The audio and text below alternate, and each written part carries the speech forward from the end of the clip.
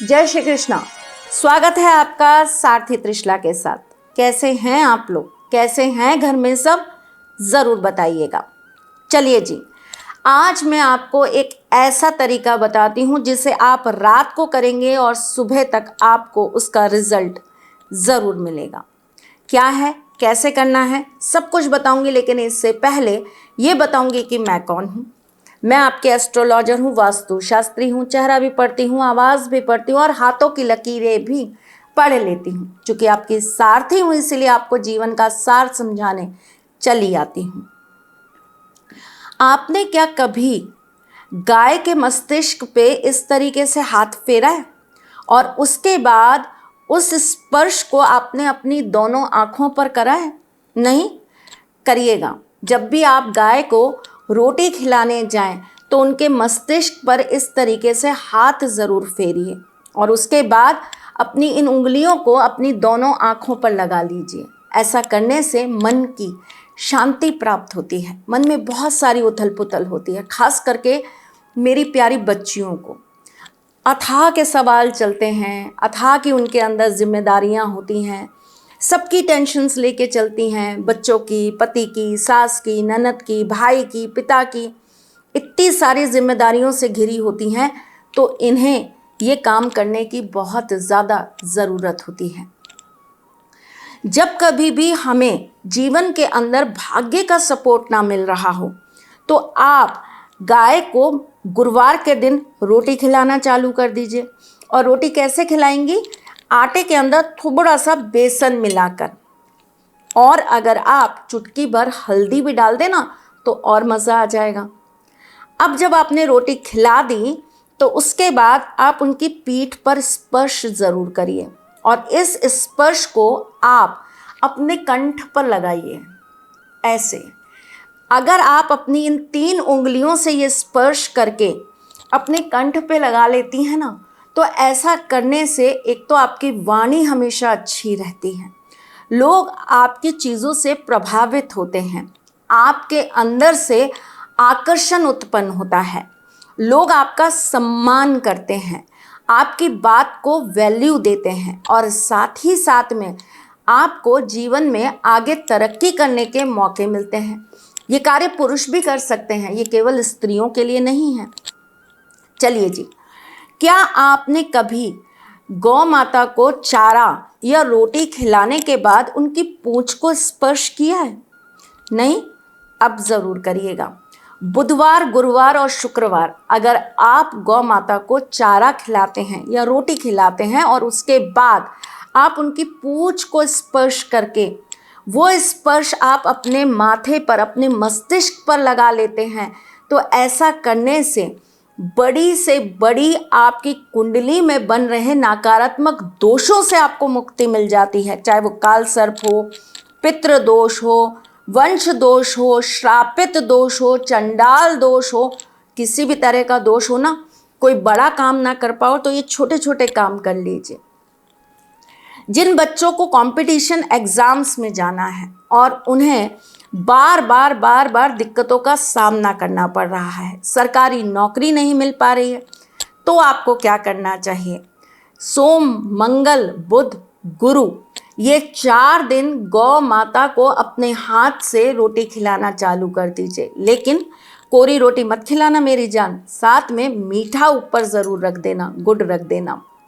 और उसके बाद जहाँ गौ माता खड़ी हो ना, उस जगह की मिट्टी को आप स्पर्श करके अपने दोनों कानों के पीछे लगाइएगा। उसके बाद अपने मस्तिष्क पे लगाइएगा, जैसे पूरा चंदन लगाते हैं ना, इस तरीके से। और उसके बाद अपने कंठ पे लगाइएगा। फिर देखिएगा माँ सरस्वती आप पर कैसे कृपा बरसाती हैं। बात तो बहुत छोटी छोटी है, लेकिन इसलिए बताती हूँ ताकि आप लोगों के जीवन में हमेशा सुधार बना रहे। अगर आप अपने घर के नॉर्थ ईस्ट में या ईस्ट में या नॉर्थ ईस्ट में अगर आप एक कामधेनु की प्रतिमा रख लेते हैं तो आपके घर में हमेशा सुख, शांति, बरकत और उन्नति बनी रहती है।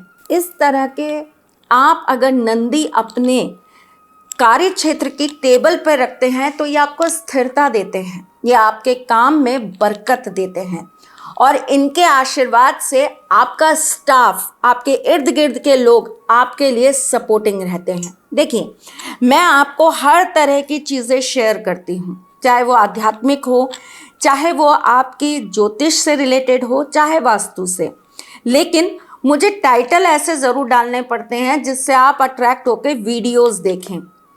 मेरा उद्देश्य कभी किसी के लिए कुछ गलत करना नहीं होता, आपको अच्छा ज्ञान, अच्छी चीज़ें पहुंचाना हमेशा मेरा यही उद्देश्य रहता है।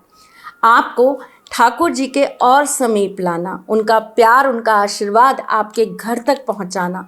सारथी परिवार बस यही हमेशा प्रार्थना करता रहता है और इसी उद्देश्य से मैं आपके लिए हमेशा कुछ नया, कुछ अलग, कुछ अद्भुत लेकर आती रहती हूँ। चलिए जी, जाने से पहले आज का आपका महा उपाय।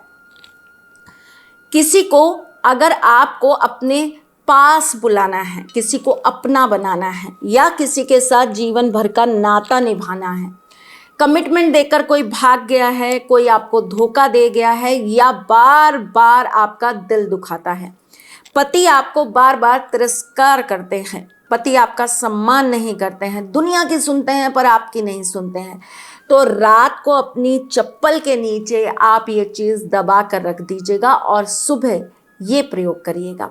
जानिए, समझिए क्या करना है आपको। आपको एक वाइट कलर का पेपर लेना है। इस पेपर के ऊपर आपको लाल पेन से लिख देना है 7125। आपको इसके अंदर 5 लाल मिर्च के, सूखे लाल मिर्च के आपको जितने भी बीज निकलते हैं ना, वो डालकर रख देने हैं और इसके ऊपर आपको अपनी यूज़ करी हुई चप्पल रख देनी है। वही चप्पल रखिएगा जो आप सबसे ज़्यादा यूज़ करते हो। उसके बाद आपको अपने बेडरूम के अंदर एक शीशी शहद की लेनी है। इसके अंदर आपको 2 लाल मिर्च के बीज निकालकर डाल देना है। भोजपत्र के ऊपर आपको उस व्यक्ति का नाम लिख देना है जिसे आप अपने पास बुलाना चाहती हैं या जिसे आप दिल से अपना बनाना चाहती हैं। किसी और के पति के लिए मत करिएगा, ये काम लगेगा नहीं, मेरे ठाकुर जी होने नहीं देंगे।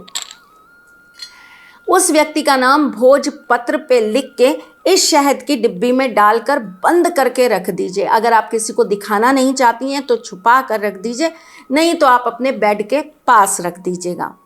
अगले दिन सुबह आप इस जो आपने ये बनाई थी ना, चप्पल के नीचे जो आपने पोटली रखी थी या जो पैकेट रखा था, इसको आप निकाल लेंगी। अपनी ही चप्पल से इसे आप 3 बार मारेंगी और ले जाकर चौराहे पर छोड़ देंगी। और ये जो शहद की डिब्बी है जिसके अंदर आपने उनका नाम और आपने बाकी की चीज़ें रखी हैं, वो आप अपने बेडरूम से ठीक 3 दिन के बाद, जैसे अगर आपने ये कार्य सैटरडे को किया तो संडे, मंडे, ट्यूसडे को आप ले जाकर ये शीशी किसी भी सुनसान जगह पर छोड़ देंगी या किसी पेड़ के नीचे रख देंगी। करके देखिए ये छोटा सा कार्य, आपके जीवन में परिवर्तन ना आ जाए तो बताइएगा। मैं फिर आऊँगी कुछ नया, कुछ अलग, कुछ अद्भुत लेके। तब तक के लिए मुस्कुराते रहिएगा, रिश्तों में मजबूती बना के रखिएगा, अपने इस सारथी के साथ यूं जुड़े रहिएगा, प्यार देते रहिएगा, प्यार लेते रहिएगा, ख्याल रखिएगा अपना और उनका जिनसे आप प्यार करते हैं। मैं जल्द आपसे मिलने आऊँगी, तब तक के लिए राधे कृष्णा। सारथी मां त्रिशला ज्योतिष के क्षेत्र में विश्व विख्यात नाम है। ज्योतिष शास्त्र में पीएचडी मां त्रिशला पिछले 22 वर्षों से ज्योतिष की सभी परंपरागत विधाओं के साथ साथ अनेक दुर्लभ गुण विधाओं जैसे परछाई एवं नव्स के अध्ययन से अपनी सटीक भविष्यवाणी और पूर्वानुमान के लिए विख्यात हैं। अपने उपायों द्वारा लाखों लोगों का जीवन संवार चुकी मां त्रिशला लगातार 2016 से ज्योतिष विभूषण अवार्ड प्राप्त कर रही हैं। साल 2018 में उन्हें उत्तराखंड के मुख्यमंत्री त्रिवेंद्र सिंह रावत ने ज्योतिष विभूषण अवार्ड से सम्मानित किया था और साल 2016 में उन्हें राजस्थान में बेस्ट एस्ट्रोलॉजर के अवार्ड से नवाजा जा चुका है।